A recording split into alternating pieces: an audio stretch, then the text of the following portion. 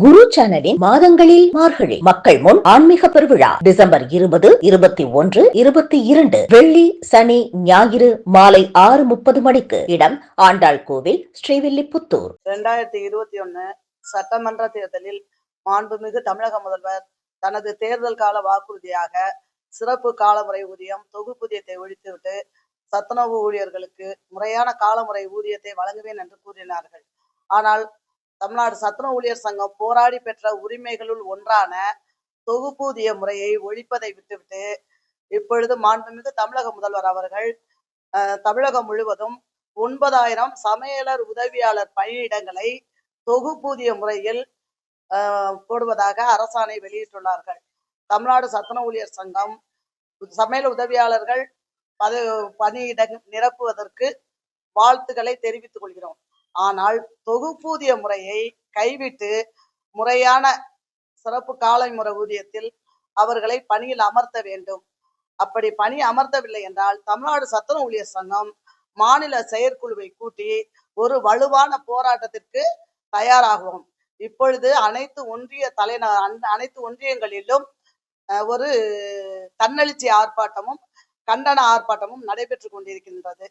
ஆகவே மாண்புமிகு தமிழக முதல்வர் அவர்கள் தனது தேர்தல் வாக்குறுதியில் கூறியவாறு தொகுப்பூதியத்தை அறவே ஒழித்துவிட்டு எங்களை முறையான காலமுறை ஊதியத்தில் பணியமர்த்த வேண்டும் என்று தமிழ்நாடு சத்துணவு ஊழியர் சங்க மாநில மையத்தின் சார்பில் கேட்டுக்கொள்கிறோம். அதே போன்று 2023 தமிழ்நாடு சத்துணவு ஊழியர் சங்கம் சார்பில் நடத்திய 72 மணி நேர பட்டினி போராட்டத்தில் மாண்புமிகு துறை அமைச்சர் கலந்து கொண்டு 15 நாளில் காலி பணியிடங்களை நிரப்புவேன் என்று கூறினார்கள். ஆனால் ஒன்றரை வருடத்திற்கு மேலாகி இப்பொழுது தொகுப்பூதிய முறையில் பணியாட்களை நிரப்புவது தமிழ்நாடு சத்துணவு ஊழியர் சங்கம் ஏற்கவில்லை. முறையான காலமுறை ஊதியத்தில் ஊழியர்களை பணியில் அமர்த்த வேண்டும். அதே போன்று 24,145 சமையல் உதவியாளர் பணியிடங்கள் காலியாக உள்ளது. ஆனால் 9,000 காலி பணியிடத்தை நிரப்புவது மட்டும் எப்படி சாத்தியமாகும்? ஆகவே மாண்புமிகு தமிழக முதல்வர் மறுபடி பரிசீலித்து முறையான காலமுறை ஊதியத்தில் பணியமர்த்த வேண்டும் என்று காலி பணியிடங்களை நிரப்ப வேண்டும் என்று தமிழ்நாடு சத்துணவு ஊழியர் சங்கத்தின் சார்பில் கேட்டுக்கொள்கிறோம். ஆனா மலர்விழி, பொதுச் செயலாளர், தமிழ்நாடு சத்துணவு ஊழியர் சங்கம்.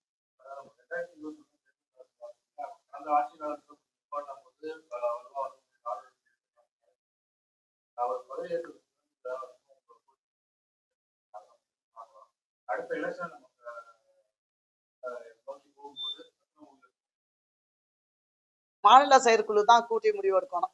அடுத்த எலெக்ஷனை பொறுத்த வரைக்கும் கடந்த அரசாங்கம் எங்களை கண்டு கொள்ளல. திமுக அரசு தமிழ்நாடு அரசு ஊழியர் சங்கம் சார்பில் நடத்தின போராட்ட ஆயத்த விளக்க மாநாட்டுல மாண்புமிகு தமிழக முதல்வர் எதிர்கட்சி தலைவராக இருக்கும் போது அவரே வாக்குறுதி கொடுத்தாரு. முறையான காலமுறை ஊதியத்துல சேர்ப்பேன், சிறப்பு காலமுறை ஊதியத்தை ஒழிப்பேன், தொகுப்பூதியத்தை ஒழிப்பேன்னு சொன்னாரு. நாங்களும் செய்வாருன்னு சொல்லிட்டு தான் இந்த 4 வருஷம் நம்பி இருந்தோம். போன வருஷம் கூட ஒரு 72 மணி நேரம் பட்டினி போராட்டம் நடத்தணும். துறை அமைச்சரே களத்துக்கு வாக்குறுதி கொடுத்தாங்க. ஒவ்வொரு தடவை பேச்சு வார்த்தைக்கு போகும்போது காலி பணியிடத்தை நிரப்புறேன்னு சொன்னாங்க.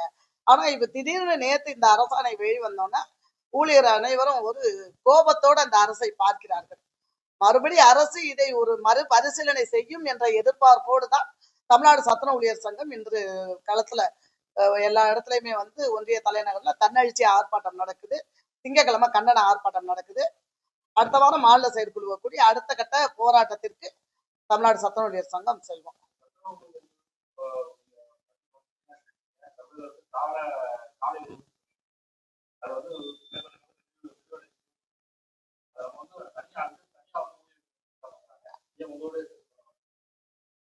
காலை உணவு திட்டத்தை நாங்கள் வரவேற்கிறோம். அதே இடத்துல மாண்புமிகு தமிழர் முதல்வர்கிட்டையும் கேட்டுட்டோம். காலை உணவு திட்டத்தை எங்கள்கிட்ட கொடுங்க. சத்துணவு ஊழியர்கள் நாங்க 40 வருஷமா மதிய உணவு நல்லா செஞ்சுக்கிட்டு இருக்கும் போது காலை உணவு திட்டத்தையும் சேர்த்து செய்யணும்னு சொல்லியிருக்கோம். கோரிக்கைகள் பரிசீலிக்கப்படும் நாங்கள் நம்புறோம்.